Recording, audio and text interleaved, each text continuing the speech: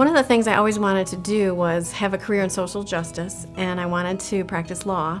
And I had studied in Spain to develop my Spanish speaking skills. And when I lived there, I realized that it was very difficult being a speaker who wasn't a native speaker in the country.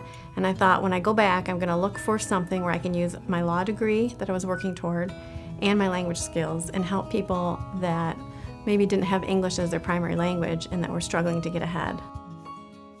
I almost don't want to admit how long I've been here. I've been with Migrant Legal Aid since my law clerk days, so over 24 years ago I started working with the agency doing outreach. Migrant Legal Aid is a civil legal aid for farm workers and immigrant workers who come here to harvest our fruits and vegetables. They provide the food that we eat, and we provide them with free legal services for problems with wages, housing, working conditions, slavery, trafficking, a lot of that type of thing. My advocacy had always been on behalf of farm workers.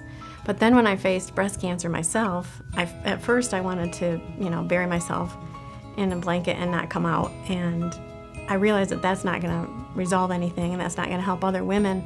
I examined how my own misdiagnosis occurred over a 7-year period where I was being told my mammogram was normal.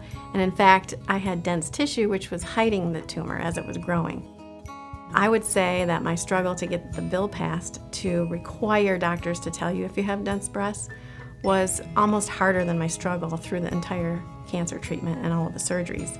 But the end result is women now are being told every time they have a mammogram the 3 most important things that can save their life. So now they know to go ask their doctor about getting a supplemental test.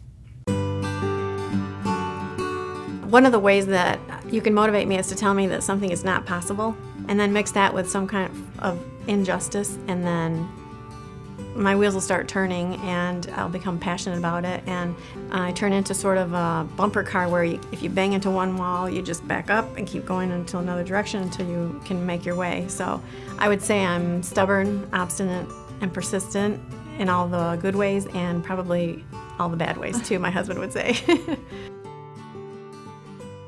Being selected for the Tribute Award makes me humbled because I stand on the shoulders of women that came before me, and I hold them in very high esteem. The Y has such respect in our community for what it provides for women and girls. I hope to live up to all of the expectations in continuing my advocacy on behalf of not only farm workers, but for women and girls' health.